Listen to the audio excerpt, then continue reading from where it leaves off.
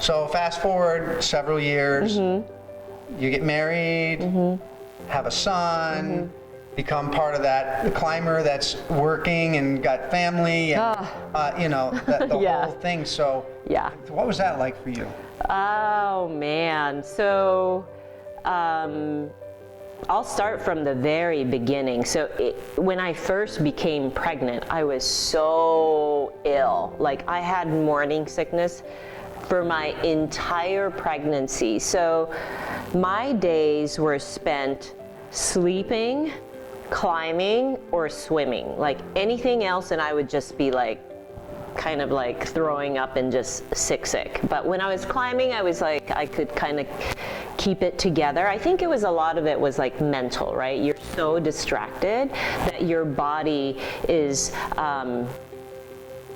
operating on a different nervous system level.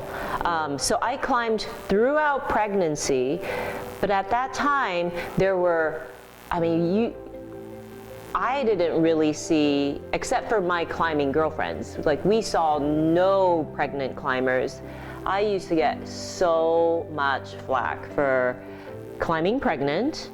And then I climbed all the way till like the day my water broke.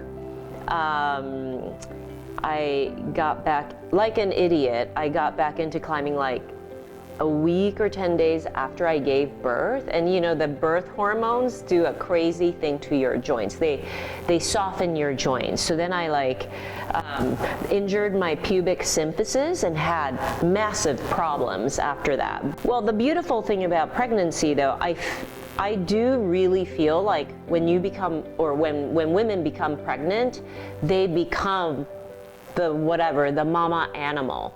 Right, so that natural wisdom really kicks in. If something didn't feel right, like you would know. And I trusted that about myself. And motherhood is powerful that way, because that is the superpower that we get to tap into that I don't think men get the opportunity to. But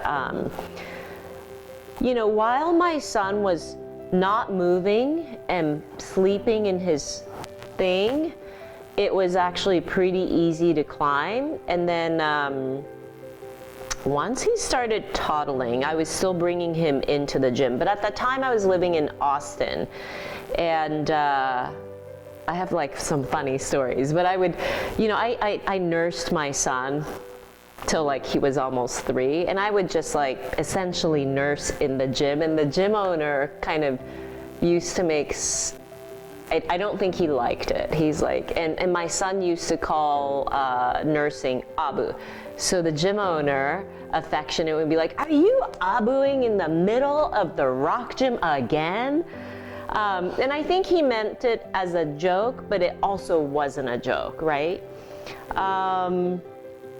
Then came the years where like things get really tricky because your kid has homework and then they have activities and you really don't get to climb. So like I was squeezing 30-minute solo traverse sessions kind of during the lunch hours.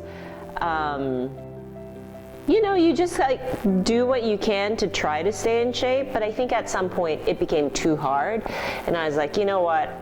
I'm just gonna focus on like doing the kid thing for now. Like climbing will be there. Being a climber and being a parent, like it's just not easy, right? And then like pregnancy kind of changes your body and it changes your pelvic floor, and pelvic floor is mega important in any core tension type stuff. So, you know, your body changes, you have no time to train. So you made the decision to kind of walk away for a bit? It's just the stress of climbing was just too great, given everything else? I think I quit climbing for about 5 years. I tried to hang on to it, and it was just not working out. I was like running myself ragged. You know, it was getting to the point where it was not fair to my son for me to like drag him to the gym, have him do homework there, because for a while that was what I was trying, and he wasn't a climber at the time. So it was cutting into his time, and I was like, I'm just gonna leave it for a little bit, and maybe I'll come back, but like when you distance yourself from something, your attachment to it starts growing thin. So I think at some point, when I I got divorced from my first husband, who was a climber when we got married, but eventually he got busy with his career. He stopped climbing. Our relationship kind of sadly deteriorated because we now kind of realize we have nothing in common.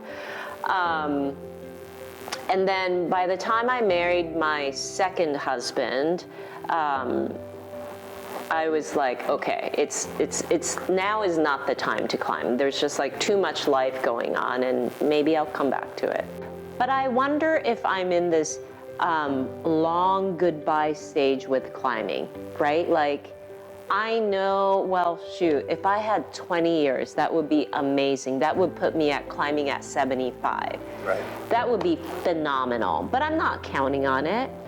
If I had 10 more years, it's like, wow, what are the things I need to be doing right now so that I am still able to climb 10 years later? But if that isn't the case, and let's say my shoulders wear out again and I only have 5 more years, it's like I don't want to spend the time I have now, not having fun. Right. So to me, that's the thing with climbing. It's never been a place where I punish myself. It's always been a place of like playfulness, creativity, inspiration, connection with other people who also love, we share the love of climbing and the love of outdoors and the love of all the goofiness that happens when you're like camping or when you're epicing or you're like freezing your ass off and you're just like, wow, this is no fun, but here we are, like still at it. And we are in a long goodbye. Yeah, absolutely. We're in a long goodbye That from makes the first me day, so sad. right? It's true, From the first but day, it's we're in like the just long getting. goodbye. But anything we do to make it a longer goodbye, Yeah. right? Yes. Correct. Yeah. And so, because I spend like time every day stretching and because I've got some shoulder things and just Right. like doing all the things, even if it's 10 minutes a day. Yes. Yeah. That buys you that time. So we Yeah. are in the long goodbye. Yeah. But I think the mindset there is, I'm not going to dwell on that. I Right. know it's going to, I Right. know it. Right. I know it, It's a But it's like, balance. what can I do today to have fun, to make it as long as possible? Yeah. And injury is tougher when you get older. Yeah. First book Yeah. I ever wrote was titled 50 Athletes Over 50. Mm-hmm. And one of the things that they told me in the interviews I did was when they were younger, they would peak and then they would take time off, Right. And what I find, what they told me was their peaks aren't as high Mm-hmm. and their time away is less because Right. it's so hard to claw back. Right. So it really changes nature, and recognizing that is an important part of wisdom.